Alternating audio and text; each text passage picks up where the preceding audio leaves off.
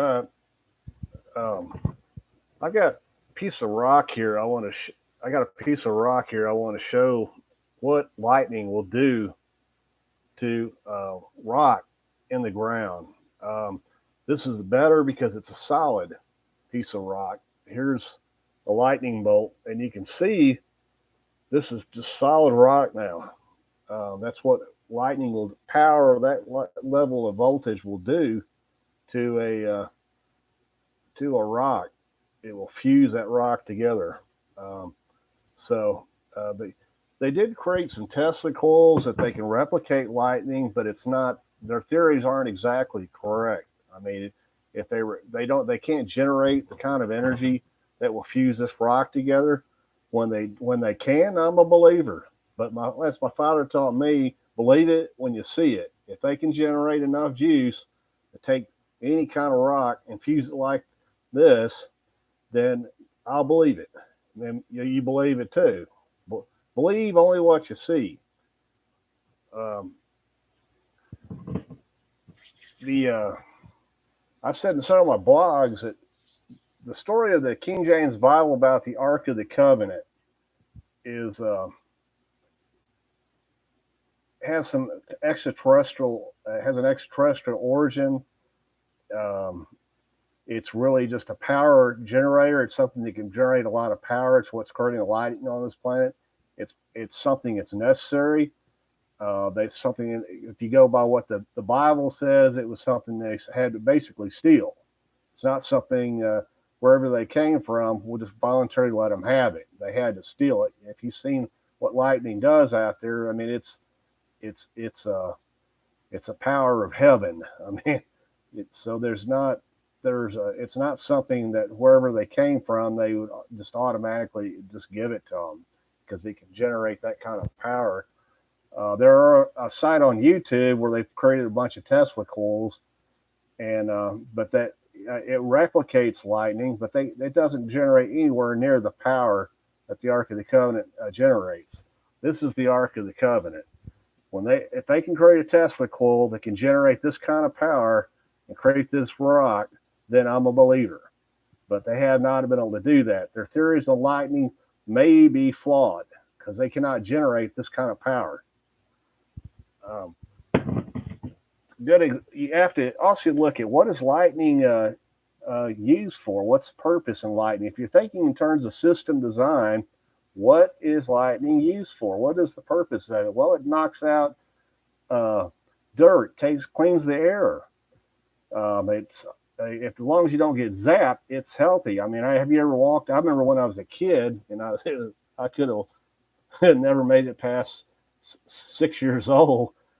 After a lightning storm or during a lightning storm, we go outside and do a rain dance and stuff, and you could feel the ionization. I felt it really great. It's like putting a room ionizer in your room, and just you feel great. I remember the days when I was a kid. I noticed that, and that's all the kids in the apartment complex. We go out there in our underwear.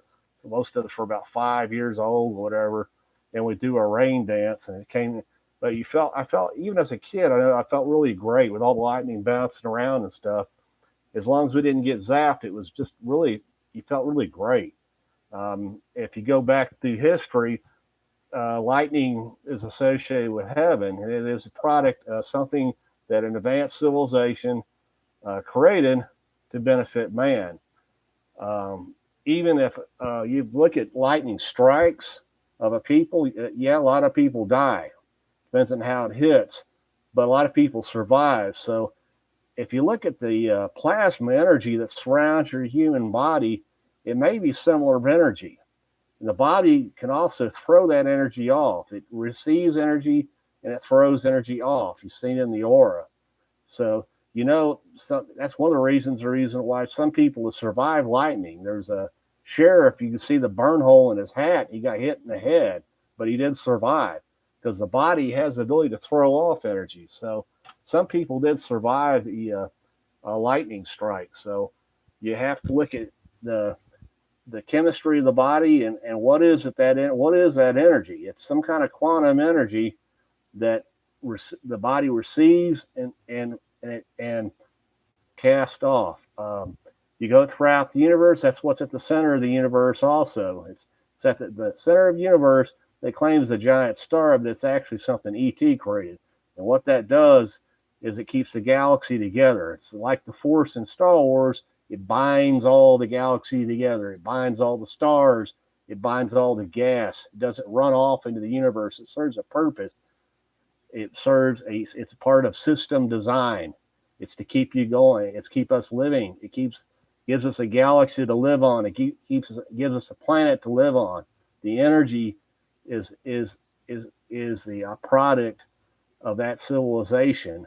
Wherever they came from, we don't know. It's a missing history. All we have on the planet Earth is some history. You go the Ark. We don't. There's no way to. We don't know where the Ark of the Covenant is. It's somewhere on the planet Earth. I'm sure engineering from any country in the world would like to know where it's located at, because any country would like to back engineer it, even the United States. But it's somewhere somewhere on the planet. It's something that was brought here. There's a venture capitalism company that's built a drill, high tech drill. They do plan on going down there to I guess drill for. They're looking for thermal layers down there to produce a new type of energy, and they drill down, they tap into the thermal layers of the Earth, and then they can produce steam, and you've got another source of energy, basically free energy. That theory is based on that there's something down at the center of the Earth that's basically subatomic. It's creating that heat. I just don't think that's all exactly what's down there. But as I said earlier, when they drill down there and they penetrate the different parts of the Earth's crust, and they bring a camera down there, believe it when you see it. If they find something down there that's volcanic, okay, hey, I'll believe it.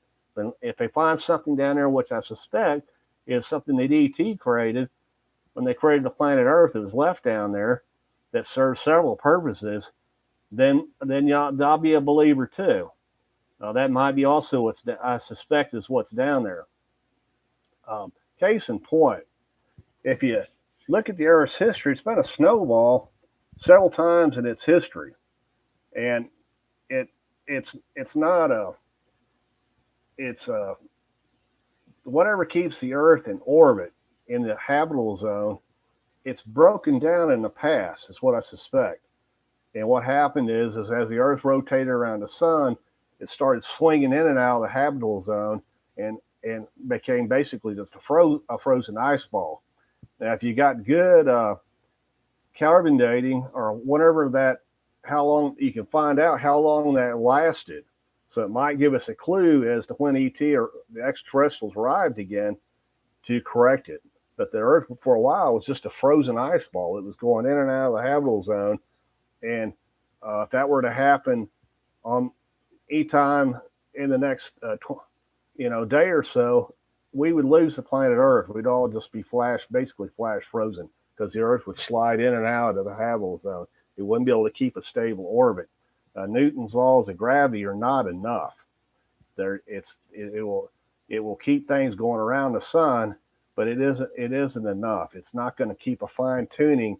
Say, hey, you got between here this goalpost, and you got this goalpost, and that field you got is what the Earth has to live on. So you got to keep the ball between the two goalposts. That's systems engineering. You also, I can add proof to that, is that they found NASA, when astronomers started studying suns and planets going around the suns, what they discovered is not all the suns have planets going around them. So that gives you a clue from the extraterrestrials that created this galaxy, is that you have to have that fine tuning. Because some of those suns actually don't have any planets going around them, and so they left us clues out there in the universe that there is a fine tuner in the galaxy to keep those planets going a stable orbit. And I think that's going to end this broadcast. I've already gone over 9 minutes. But I did want to say something about this piece of lightning rock. Any engineer that can create the Ark of the Covenant that can fuse rock together, um, you got a little piece of heaven. You got advanced civilizations are based in how they use energy, and this is a good example of it.